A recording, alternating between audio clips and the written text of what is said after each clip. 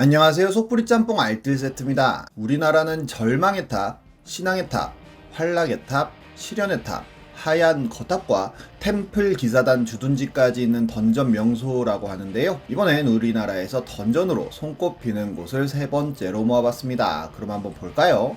첫 번째는 김포입니다. 정확히는 김포에서 서울로 출퇴근하는 김포 골드라인인데요. 김포 신도시 자체는 신도시답게 굉장히 살기 좋지만 출근이 헬 오브 헬이라고 합니다. 이런 사진들만 봐도 문제가 심각하구나 하는 느낌이 들기도 하는데요. 이번 달 초에 개드리벤 김포 골드라인이 지옥 처리된 과정이라는 글이 올라왔는데, 글쓴이는 김포 골드라인으로 퇴근하면서 감탄하고 쓰는 글이라며 김포인들이 고생 많다는 글로 시작을 합니다. 김포에서 서울로 갈 수 있는 도로는 48번 국도가 유일하다 싶을 정도로 없는데 신도시를 계획하여 굉장히 많은 아파트를 지어냈고, 이에 대한 수송 대책으로 김포 골드라인을 만들었다고 합니다. 원래는 9호선을 김포까지 연장하려고 했지만 건설비 부담이 너무 커서 새로운 지하철을 만들자고 하여 중전철로 계획했다가 굳이 중전철로 할 필요 있냐는 의견들이 나와 경전철을 추진하게 되었고, 그렇게 나온 게 김포 골드라인이라고 합니다. 50만 명 가까이 사는 도시에서 출발하는 지하철 치고는 굉장히 작은 2칸짜리 미니 지하철인데요.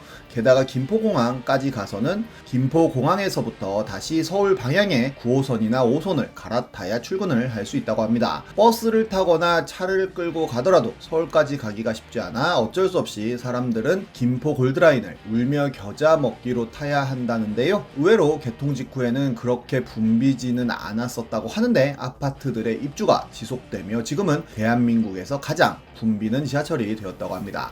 이번 국감 때 김포 골드라인의 혼잡도는 285%가 나왔다고 하는데요. 빡친 김포 시민들이 너도 함 타봐라 챌린지를 해서 김포시장 등 많은 정치인들이 직접 지하철을 출퇴근 시간에 타보고는 김포시장이 교통이 아니라 고통이라는 명언을 남기기도 했습니다. 김포 시민들은 2칸짜리를 좀 늘려달라는 민원을 어마어마하게 넣었지만 이미 역을 2칸짜리 경전철에 맞춰 미니로 만들어 전철을 확장할 수도 없고, 역을 그럼 좀 더 크게 다시 공사할 수는 없냐는 민원을 하자 전동차의 크기나 구조는 계획 및 설계 단계에서 결정되는 사항으로 개통하여 운행 중인 열차 구조를 변경하는 것은 어렵다는 답변을 했다고 합니다. 다시 말해 방법이 없다는 건데요. 유일한 방법이 증차라서 3분 간격으로 뺑뺑이를 돌리고 있지만 딱히 체감이 되지는 않는다고 하네요. 안전 역시 문제인데요. 이미 지하철이 감당할 수 있는 무게를 넘어서 사람들이 타고 있다고 하고, 워낙 배차 간격이 좁다 보니 열차가 멈추는 일도 많다고 합니다. 2020년 12월엔 원인을 알 수 없는 이유로 갑자기 지하철이 멈춰버려 600여 명이 1시간 넘게 열차에 갇혀서 일부 승객은 호흡 곤란을 호소하다가 결국 걸어서 지하철을 빠져나가는 사고가 있기도 했습니다.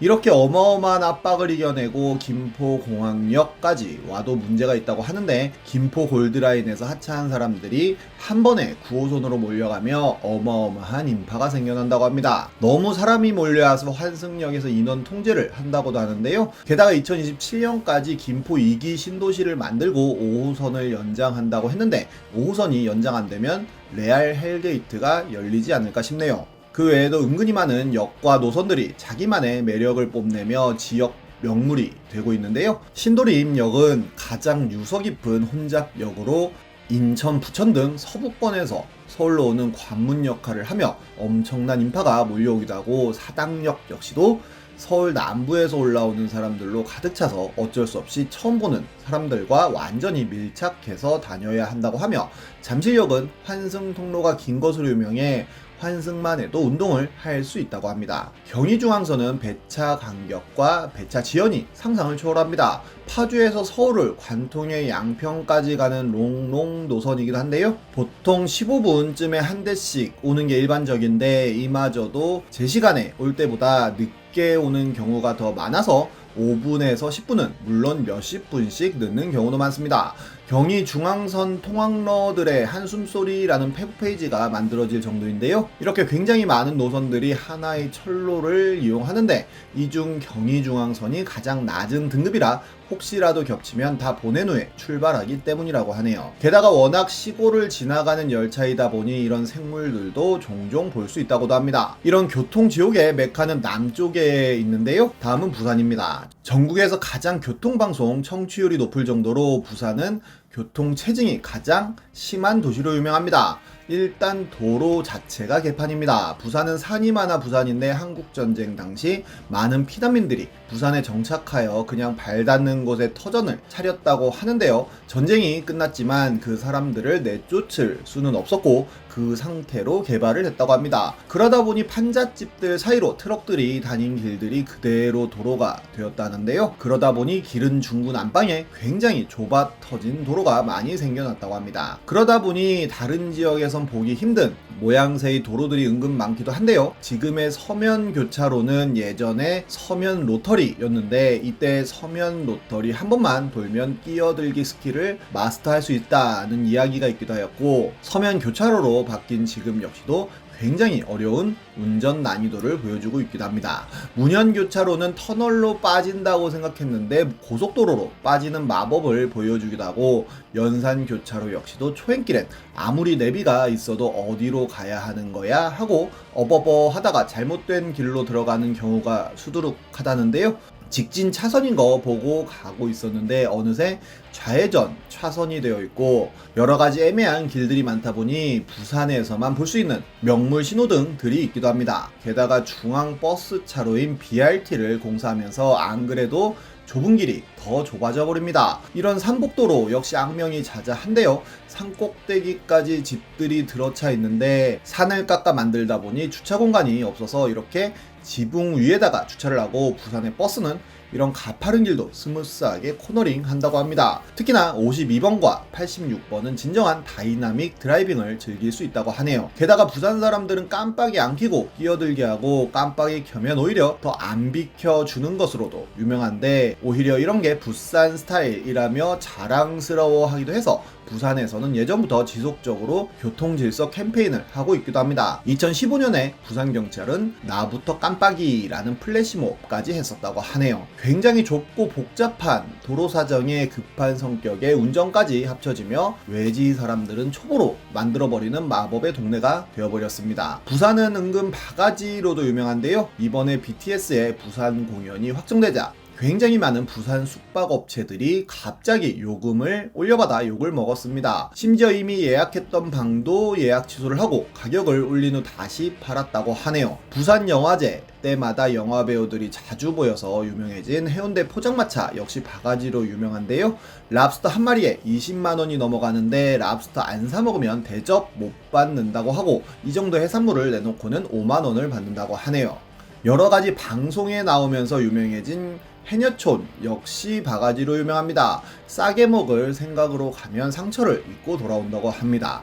자갈치 시장 역시도 잘못 가면 바가지 쓰기도 하는데요. 나를 돌아봐 라는 프로그램에서 이경규와 조영남이 꼼장어를 사 먹었었는데 들어가자마자 물어보지도 않고 꼼장어가 나왔고 이거 1인분에 얼마냐고 하자 10,000원이라고 하여 감동적인 가격이라고 좋아했는데 5인분 이라고 해서 이경규가 굉장히 놀랐었고 그 가게는 나중에 방송에 나온 캡처를 그대로 붙여놓기도 했습니다. 카드 안 받습니다가 킬포입니다. 이와 비슷한 곳이 있는데요. 다음은 여수입니다. 여수 전체라기보다는 여수 낭만포차가 바가지가 심하다고 합니다. 여수 밤바다가 히트하며 낭만포차가 대표적인 관광지가 되었는데 나름의 정찰제를 시행하고 있지만 가격에 비해서는 굉장히 부실하게 음식이 나온다고 합니다. 35,000원짜리 해물삼합은 이렇게 나오고 3만원짜리 낙지 탕탕이는 이 정도 양이라고 하는데요. 너만 모르는 정보라는 채널에서 이런 가격에 대해 알려주자 많은 사람들이 댓글을 남기기도 했었는데 여수시에서도 여수포차 바가지에 대해 알고 있어서 간담회도 했지만 장사꾼들의 마인드가 완전 배째라라고 하고 여수가 고향인 사람은 여수 사람들은 절대 저곳에 가지 않는다며 저렴하게 먹으려면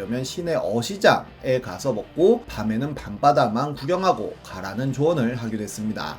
게다가 낭만포차 자리는 원래 종포해양공원으로 조용한 산책을 즐기던 곳이었는데 공원을 테이블로 꽉 채운 것도 모자라 인도에까지도 자리를 깔고 장사를 하고 공원 벤치도 장사용으로 사용하는 등 선을 넘은 장사를 하였고 헌팅하는 사람들과 취객들로 사건 사고가 끊이지 않았다고 합니다. 결국 2019년 다리 밑으로 이전을 하긴 했는데요. 원래 있던 종포해양공원 상인들은 너도 나도 낭만포차라고 간판을 갈아서 영업을 하고 심지어 낭만포차라는 상호를 권리금 받고 파는 일까지 생겨나고 있다고 합니다.